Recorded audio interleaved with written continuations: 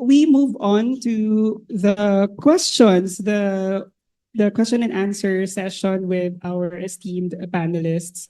Maybe I'll start a couple of questions and then I'll turn over the microphone to you guys. That be okay? All right. Maybe I'll start with Silab, the ladies from Silab. How did the partnership come about between Munton and Silab? Okay. Ayaw niyo magsalita. Okay. Well, this partnership came about, no, because we've always wanted to create opportunities for women in the esports industry, in MLBB, to be in particular, but there are not much tournament that is exclusive for women, that is catered for women. And so, talking and knowing, esports is a very small community. It's still a very small industry. Everyone knows everyone. So you get to talk to all these amazing people, to all these amazing women, and you get to discuss what the industry needs, And so that's where the discussion of passion, burning fire for women came about. Ladies, you have anything to add to that, or? So I think the opportunity or the idea for Silab came from these girls because they saw a better way to actually approach esports in general. Not esports, let's say, exclusivity in a way. So they understand that the girl gamer tag is at the same time a good thing as well as a bad thing. So that's one of the things that I really like about these girls, because being called a gamer girl can sometimes be positive but can also be negative in a way, because all of us are gamers. No, the one thing that is kind of unique in terms of esports, not included in conventional sports or physical sports, is that we are all basically the same when it comes to digital games, right? It doesn't matter what your gender is, all the opportunities are there for you, front end, back end, it's all the same. It's just that the opportunities and the consistency of those opportunities that are given to women to perform at their best when they want to perform their best. So I think that's one of the things that ignited Silab for all of us. And I think the opportunity to work with Munton gave us, a really good starting point into creating this movement. So I think I can definitely say that this is just the start, and that these women will do a lot more, not just for MLBB, but for the entire esports industry as a whole. And it will change drastically in the next few months for sure. Thank you so much, Sir Jam. I think the next question would be for Gwyneth. You have, a lot of experiences when it comes to representing the Philippines in regional and also national tournaments. Ano lang siguro yung thoughts mo about this initiative, especially ladies? We have ladies up here who are actually leading this movement, this tournament for you guys. Actually, no, today ko lang siya nalaman, and it's very overwhelming for me na parang nakaka-proud din na they started this movement na kami yung parang nauna dito, na parang kami yung pwedeng tingalain ng tao or pwedeng tignan na okay, andyan sila, hindi imposible. Parang it's like a dream come true for a lot of girls, especially for someone like me years ago or someone like now. I never thought na may ganitong opportunity na pwedeng mangyari. So for me talaga, it's overwhelming and heartwarming overall na more and more nabibigyan ng chance ang women sa esports industry. Thank you so much, Gwyneth. Now, I want for the media to please ask questions for our ladies here in the panel. Go ahead, guys. I'll start. Good afternoon. Paolo po from Fragster.com and Radyo Pilipinas Dos. First off, you are also going to be opening this tournament for, let's say, trans women. So women of all backgrounds, open din kayo. just so we can clear, and also baka may mga teams na who have members of the LGBTQIA+ community. Are you also open to having members from them to also play in Silab?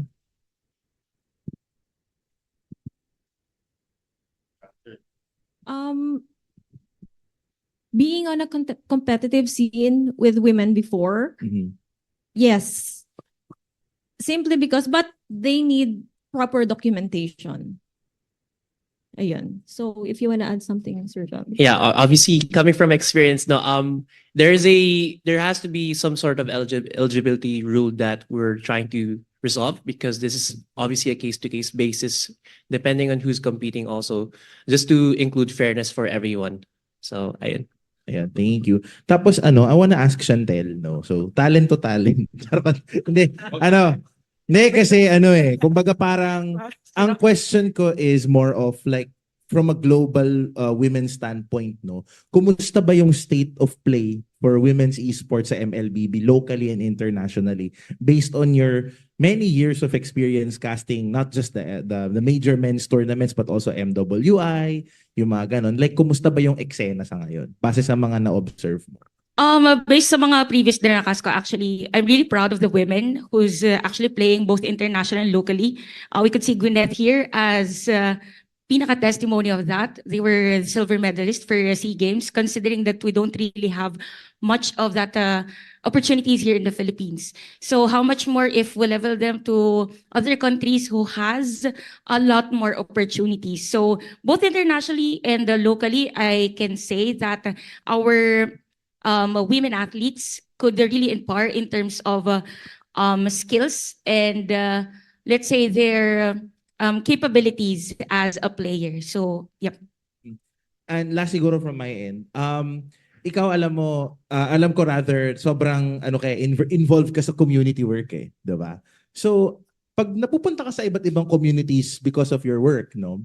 And now that you're involved in this like women's league, ano yung reception ng mga babae na gamers sa mga communities na napupuntahan mo? Because you've been all over the country, right? So parang how do they approach you na sana magkaroon ng mga women's tournament, ganyan-ganyan? How did you take those insights na nakuha mo sa community into forming the league? Actually, it's really interesting kasi whenever I get to mingle players of the local, particularly female, it's a mixture of super happy and super sad. Super happy because finally we get to play in this, that's just a local tournament. Finally, we get to play in this type of tournament. Alam mo ate, we don't have this types of opportunities every day. And to have you be part of the caster lineup as well, parang it's really fulfilling for them already. And it's sad because that's the situation of the women esports here in the Philippines, that it's like a celebration for them whenever there is a tournament, whenever there is someone who is part of the bigger leagues to be with them on that tournament. So it's somehow related to the Silab term, that fire, that burning passion for these women athletes. Thank you so much, guys.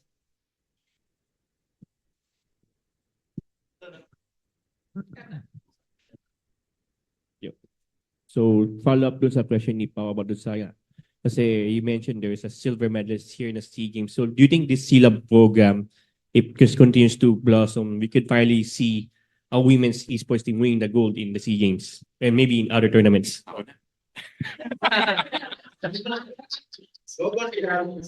Hi. First off, we are very proud of Gwyneth's team, and I think we are continually very optimistic of the performance of the Philippine national team. One thing that I like about this movement, to be honest, when I started helping, the only thing that made me a little more excited than the usual thing is that these women are dedicated to do something new. These girls are not gonna do the same thing over and over again with what you think what women in esports is supposed to be.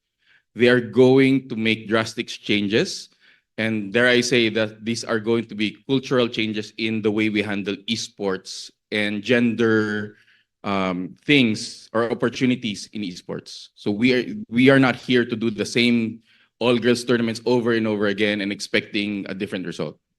These girls are here to make changes, and these changes are very exciting for me. And I'm pretty sure that any kind of high-level competition and development of athletes will benefit the Philippine national team in the long run. So we're very excited.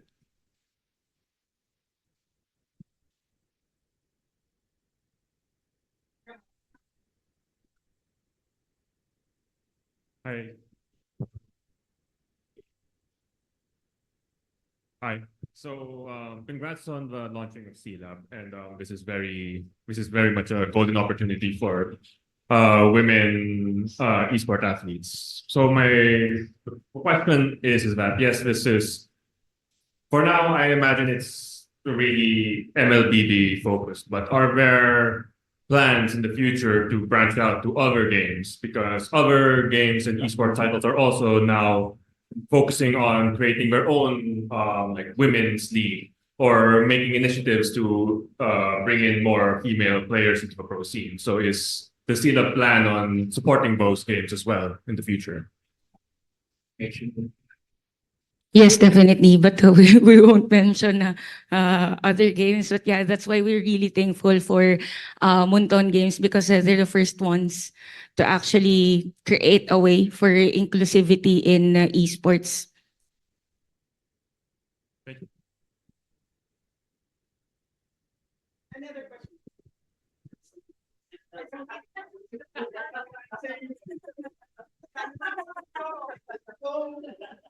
Hi, my name is Michelle from Philstar.com. Just to clarify, so far the tournament of Silab is for MWI. Sir Jab, what about IESF? So I think we just announced a couple of the ISF qualifiers for, I think we announced Dota recently. So stay tuned. We'll be announcing more games and registrations. We're handling the IESF qualifiers one by one, so that we have time. For the women's, we're not going to be tying up with Silab for that. No, the timelines do not match. So that's the only reason, because the timeline for IESF, the names that we need to submit is earlier than the timeline that we have for MWI. So it's very different. Just to clarify, the team identity that whoever wins the qualifiers will bring to MWI is the team that they have. They're not going to be playing as like a Silab team or something. I think the Munton guys should answer that. But yes. For this one, I really need to consult our league ops, which is also there. Yeah. So yeah, so technically, like the question is, if teams, of course, like there are teams that are represented by some female teams from the franchise, some are from the community that will be coming from the qualifiers. The question, I think this one I really have to get confirmation from our league ops who are also here. The question is, are they going to be representing their team's name, or is it going to be Silab? Because we are going to be sending 2 representative for MWI, or 1. Hello? Yeah. Yeah. Sorry guys. I'm a bit sick today, so might be quiet. So actually the winner will actually be representing as MWI, so whatever team. So for example, if Omega Empress goes, they will go as Omega Empress. Just to add a bit more context, the reason why we are working so closely with Silab is because they have a long-term plan.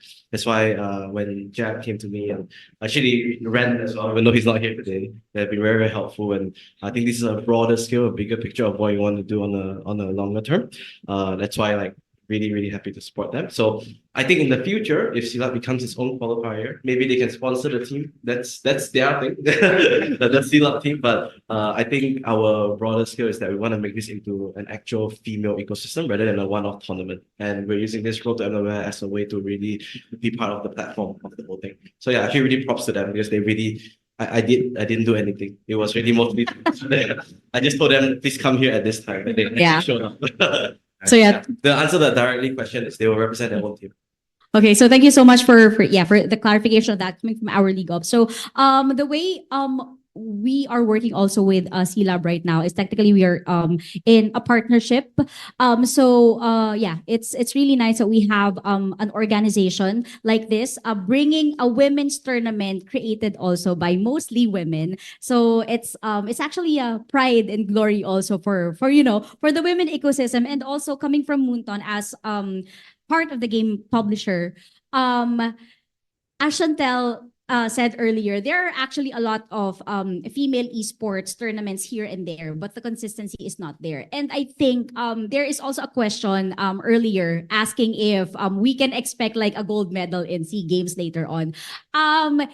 Well, as Jab said, these girls, our athletes here are here to bring changes, right? So if we give them that platform, or an actual tournament sanctioned by Moonton, wherein these female teams can look up to as a trajectory for their careers in esports, maybe like they would train harder. May kamot may laban, may palaglagi yung Philippine team. It's just that as of the moment, most of the female personalities right now that we have in esports are either like talents, casters, hosts, KOL streamers. But when it comes to highlighting actual female athletes, who is the first name that we are actually remembering? Wala pa masyado. Of course, we have Gwyneth here. Yeah, we have Gwyneth here, but it's not. Yeah, but I mean, let's face the reality. I mean, it's not as deeply rooted as the names of like Oh My Venus. Well, technically, we even have players from the LGBT community that already have strong names. And I think this platform, or like having an actual esports tournament that is dedicated for female, will be actually their not just their training ground, but will be a platform for them to create a name for themselves also. And not just the Philippines. It's actually for themselves as women. Sorry, I have two more questions. Sorry, Pao. So my next question is, so Silab here is hoping to create more opportunities for Filipinos to really create opportunities for Filipinos in esports. So we know we are looking at the first event, which is the MWI qualifiers. But can we look forward to more events within the year besides tournaments, like maybe workshops or other opportunities? Maybe, yes. Yes, definitely. There are a lot of plans in the pipeline. Of course, we want to put focus first on the upcoming MWI. All efforts are going there.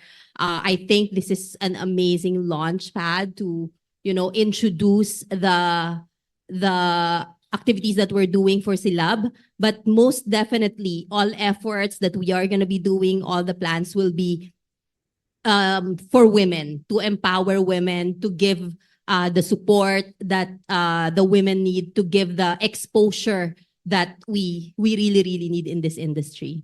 Yeah, to add to that, actually, a part of those plans will be workshops and the seminars for them to be equipped not just as athletes, but equipped in the esports alone.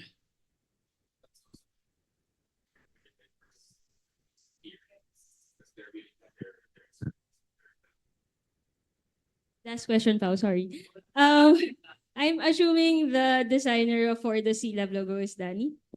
Yes. So, I am 2024. Next year ulit, guys. keeping with the theme of light and sparkle, so what made you decide on keeping with that and not like branching out to other possible symbolisms for this organization? I think in general, because of how people perceive female gamers also, you want to try to break away from the notion na like very hyper feminine or super what's the correct way to describe it? Very soft and engaging, right? So we want to make sure that the brand of Silab will stood the test of time and tap every women from all walks of life, whether you're hyper feminine, whether you're very competitive or anything else, right? So we want to make sure that we create an inclusive brand because our movement is very inclusive also. So thank you so much. Oh.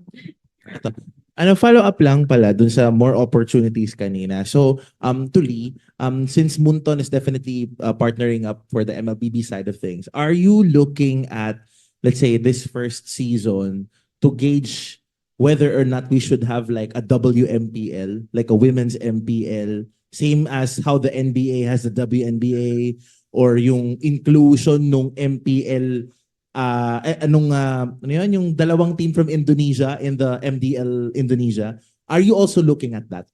Well, technically for MPL, it's quite hard. It's quite hard to consider that because technically we are in a franchise league format. But technically, it is something that we would like to consider later on, like plans in the future. Because like for example, for MDL, right now MDL we are also trying to revamp MDL as an esports product. So what we want to do for MDL is really be able to reach the grassroots and touch the different communities in esports. So we may also have in the future we may be able to have a touch base with universities, different communities, women's. So yes, it's actually in the pipeline, but further details are not yet available for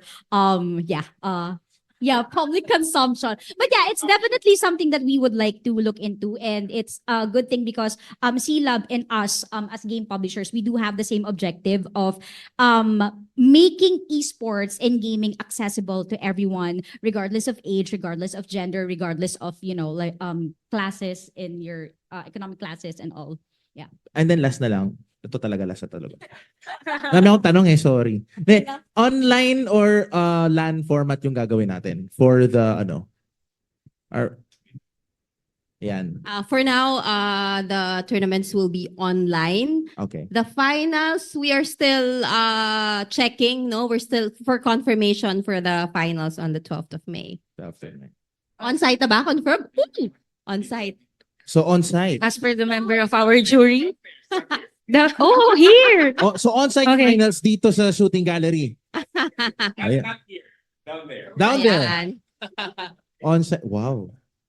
Yeah, I think I can further clarify that. So basically, like the qualifiers that will be mounted by our Silab organization here, the qualifiers will be technically online, but the culminating activity, once we have gathered all the qualified teams to play for the grand finals of the Road to MWI, it will be a day within the playoffs week also of MDL. So that's going to be on, we're targeting May 12.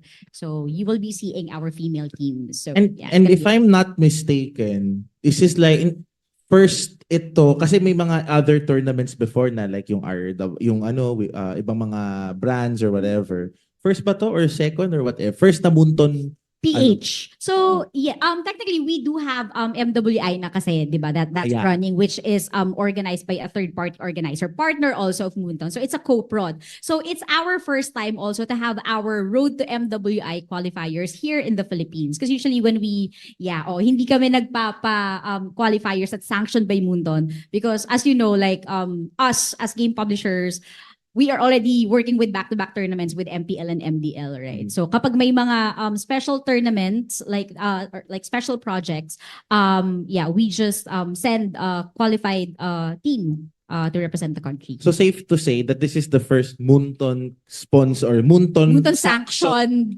women's tournament qualifier. Yes. Kasi I just wanted to make sure para pag sinulat namin, that's a big headline. Thank you very much. Correct. Of course, in partnership with Silab. I mean, we're not going to be able to do this without them. Yes. That's why I asked. Thank you. Question from Silab and Sir Jab siguro. As you know, it's very difficult to have an all-girls online esports tournament. Nagkakaroon tayo ng substitution. They also had a wig issue na nagpapanggap na siya yung sumali. Do you have anything in place already to prevent those things happening na yung may nagpapanggap, yung boyfriend pala yung naglalaro, naka-wig. We all know that happened. I also ran an all-girls tournament dati na mahigpit. So is that something that the organizers of Silab are looking at?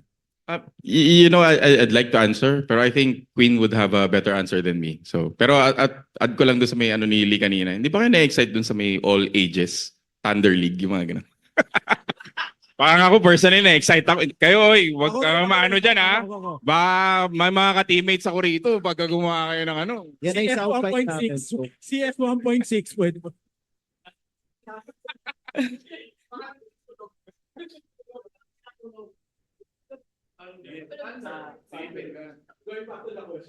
Okay, going back to the question. Pero yes, agree.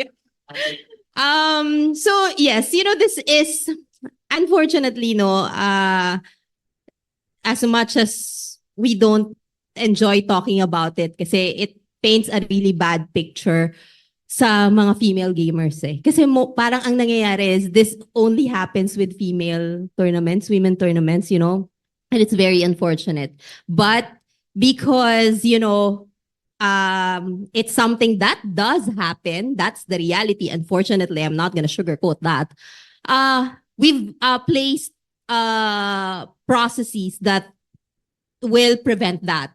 We use cameras, webcams to make sure that they're the ones playing. We make sure to obtain the screenshot of their mobile devices before they play. We'd have essentially, whenever they're in the tournament, during the tournament itself, we'd have our tournament organizers, marshals, for each of the teams. So we make sure that all the processes are in place to make sure that there's not gonna be any opportunity for that to happen.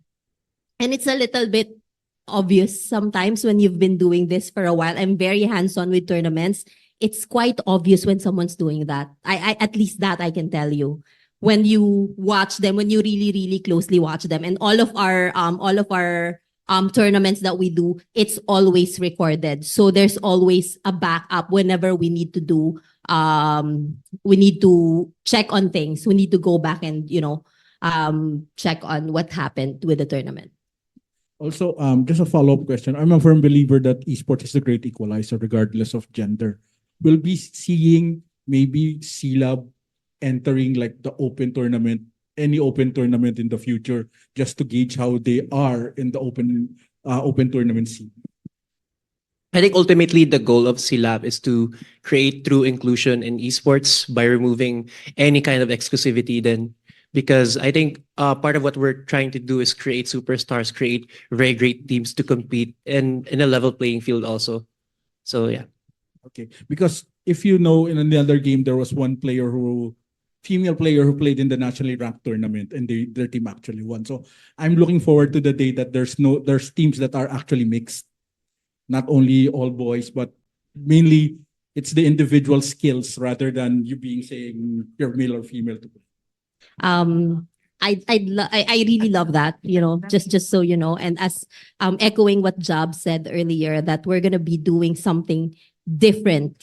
We've done that before. We've done all girls before, but just so you know that we are not haters of men. We love men. But just, kidding aside, but we're not aiming for exclusivity. We don't want exclusivity, but we want to be able to deliver the best women, female players Philippine esports has to offer. That's the goal of Silab.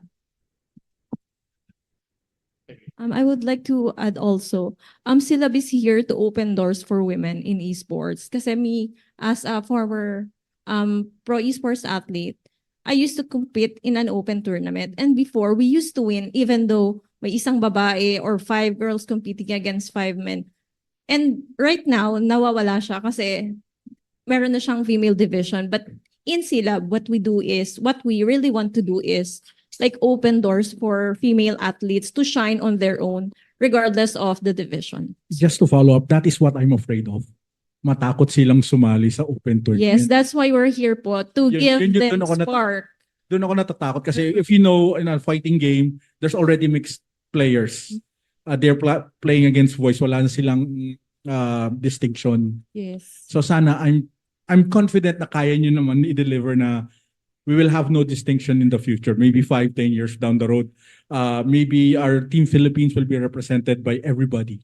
Hindi lang puro boys and nandun, but boys and girls, and everybody will be playing. So that's what I'm hopeful na yung drive natin for Silab. Yes, but also Silab is not just opening opportunities for female athletes, but also giving them the privilege to play in an open tournament.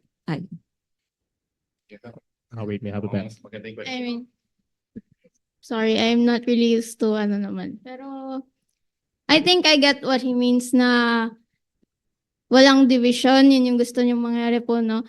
And ako, for playing for a long time, yun po talaga yung goal.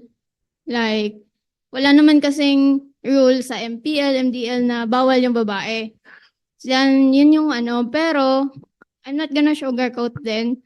Sobrang layo po kasi talaga ng, let's say, skill set ng babae sa lalaki. Kasi culturally, sila talaga yung nauna and they are the ones that are seen to play games like this. Parang, syempre, bata tayo. Pag may babae sa computer shop, parang, uy, hindi naman siya dapat nandyan. Parang, okay, discrimination. So, as we grow, parang stagnant po talaga yung ano, so yung development niya.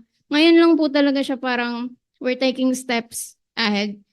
And for me po talaga is, yun talaga yung goal. And I'm hoping na one day, actually, yun yung goal ko as a player na makapasok sa male-dominated na scene na, and hopefully po, through the years, with all the hard work we all do, lahat kami dito and all the female players, sorry, that we can break barriers po. But actually, to add on that, I remember last year we had this interview with Miss Michelle, and she asked me kung ano yung stance ko regarding having women tournament and men's tournament na divided. And tanda ko yung sagot ko sa kanya nun, to begin with, bakit ba kasi kailangang i-categorize it as women's tournament and men's tournament? If kaya naman natin mabuhay sa isang esports community na magkakasama. So that's the biggest goal or the big goal for Silab and everyone here na babae sa esports. It will be a long run, but it's a nice start for us that people already knows that it could happen. So I'm gonna jump into what you just said earlier about sa discrimination and everything. Kasi nga, this Silab program very timely kasi it came at a time na women's sports are beginning to spike up like the likes of Heidi Naranjo and even the Gilas women's program. So how's it like na napaka-timely na pag-found nitong Silab program na we're in an era na babae na yung mga best artists ng mga Pilipino?